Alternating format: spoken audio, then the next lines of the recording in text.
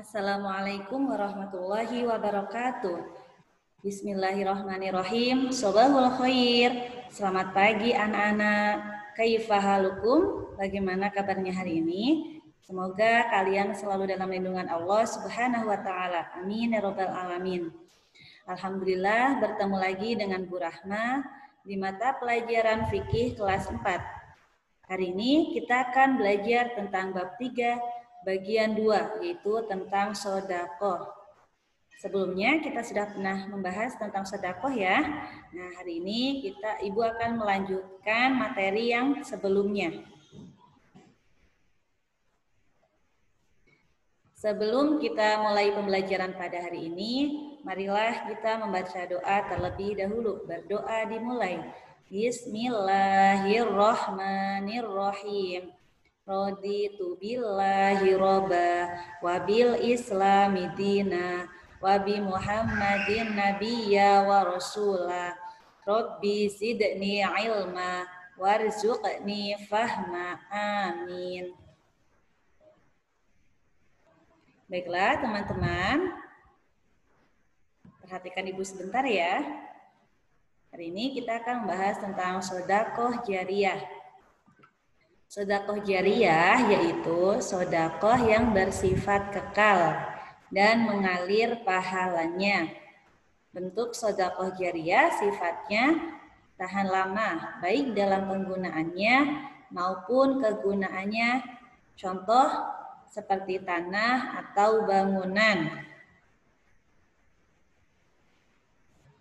Bentuk sedekah jariyah berupa tanah atau bangunan dapat dimanfaatkan untuk kepentingan berikut ini. Yang A itu bisa untuk madrasah atau sekolah. B, musola atau masjid. C, rumah sakit. D, jalan. Dan E, kepentingan lain di jalan Allah Subhanahu wa taala. Bisa dipahami ya, teman-teman?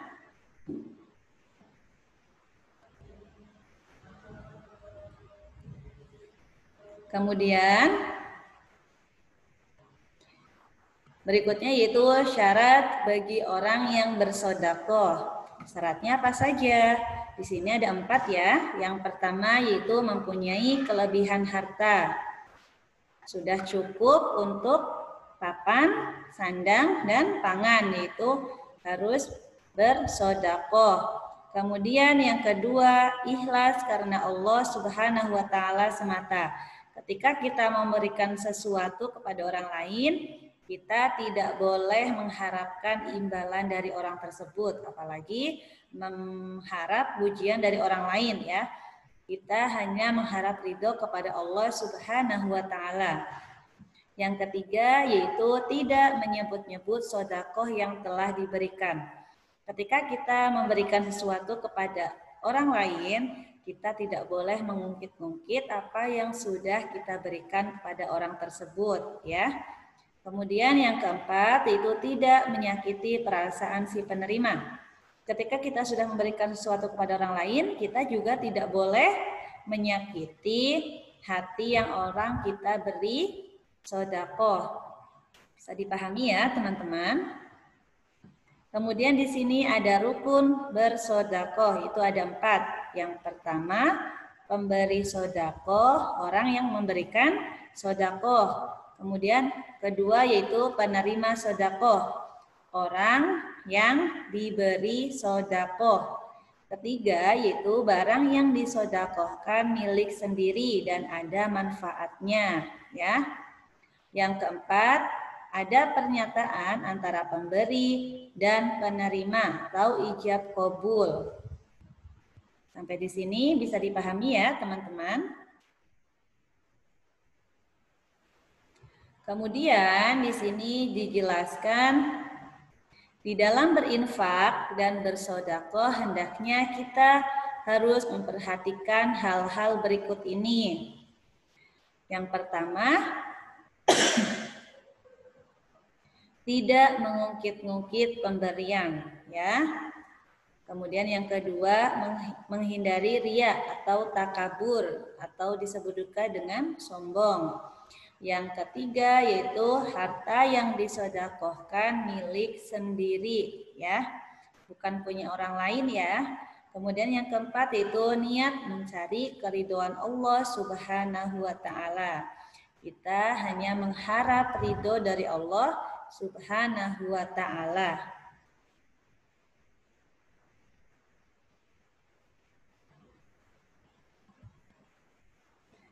Di sini contoh sedekah. Misalnya madrasah atau sekolah Al-Ikhlas memiliki 300 siswa. Sekolah membuat program setiap siswa menyisihkan uang jajannya dalam 1 bulan 10.000. Kemudian uang tersebut akan disedekahkan kepada warga kampung sekitar sekolah yang tidak mampu. Contohnya berarti 10.000 dikali 300 sama dengan 3 juta rupiah ya. Berarti akan terkumpul uang 3 juta rupiah setiap bulan. Jika hal itu dilakukan terus-menerus, maka setiap warga akan hidup rukun, saling peduli, tolong-menolong, dan menghargai sesama. Dengan demikian, warga yang tidak mampu juga akan tertolong ya. Ini salah satu contoh sedekah. Kita juga bisa mencontoh dari selain contoh tersebut, misal kita diberi uang jajan sehari 10.000. Kita bisa menyisihkan 2.000 atau 3.000 ya untuk membantu saudara kita yang kurang mampu.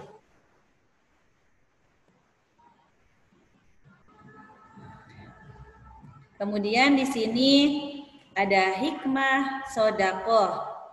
Antara lain yang satu yaitu menenangkan hati dan jiwa. Insya Allah kalau kita sering melakukan sedekah, hati kita akan menjadi tenang ya. Yang kedua yaitu membuat hati bahagia. Selain kita merasa tenang, insya Allah kita juga akan merasakan bahagia. Yang C yaitu menambah keberkahan usia dan rizki. Insya Allah kita akan diberi panjang umur dan selalu dilancarkan rizkinya oleh Allah Subhanahu wa taala. Karena kalau kita selalu menyisihkan harta yang kita miliki, tidak akan pernah berkurang, tetapi malah akan bertambah. Allah akan melipat gandakan rizki yang sudah kita sedekahkan kepada orang lain. Kemudian yang kedua yaitu menambah keimanan dan mendekatkan diri kepada Allah Subhanahu wa taala. Ya, iman kita insya Allah akan selalu bertambah dan merasa dekat sama Allah Subhanahu wa taala. Yang E yaitu kita akan merasakan kepuasan batin ya. Yang F sebagai bekal di akhirat. Nah, salah satunya yaitu amalan yang tidak akan pernah terputus, yaitu sedekah jariyah ya.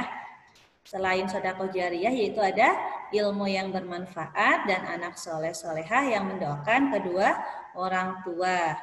Kemudian yang G yaitu menghidupkan jiwa dermawan dan menjauhkan sifat kikir ya. Dengan kita bersedekah itu akan melatih kita untuk menjadi orang yang mau berbagi, peduli kepada sesama ya, dan menjauhkan kita dari sifat kikir. Bisa dipahami ya teman-teman? Kemudian di sini ada hikmah bersedekah untuk orang lain. Hikmahnya apa saja? Yang A yaitu memperkokoh persaudaraan dan menyambung silaturahim antar sesama. Ya. Yang B yaitu memberikan kebahagiaan kepada sesama manusia. Kita berbagi kebahagiaan dengan orang lain. Jangan kita merasa bahagia sendiri tapi saudara kita merasa sedang kesusahan kita bahagia ya. Itu tidak boleh. Kita harus berbagi kebahagiaan dengan orang lain. Yang C yaitu meringankan beban penderitaan orang lain. Kita bisa membantu meringankan beban orang lain. Yang D yaitu mewujudkan masyarakat yang peduli dan berjiwa sosial tinggi. Kita bisa mengajak masyarakat untuk berbagi kepada orang yang membutuhkan ya. Sampai di sini bisa dipahami ya teman-teman. Baiklah, setelah kita mempelajari bab sedekah ya. Di sini Ibu ada tugas. Ibu minta tolong kerjakan latihan soal di buku paket halaman 39. Bagian D nomor 1 sampai dengan nomor 10 ya.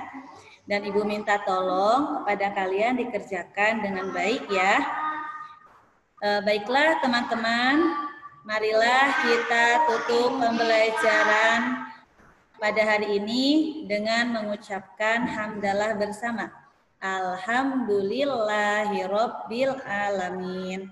Dan Ibu minta maaf apabila ada kekurangan atau kesalahan dalam menyampaikan materi ya. Semoga ilmu yang kita pelajari hari ini bermanfaat. Amin ya rabbal alamin. Sekian dari Ibu, wabillahi taufik wal hidayah. Wassalamualaikum warahmatullahi wabarakatuh.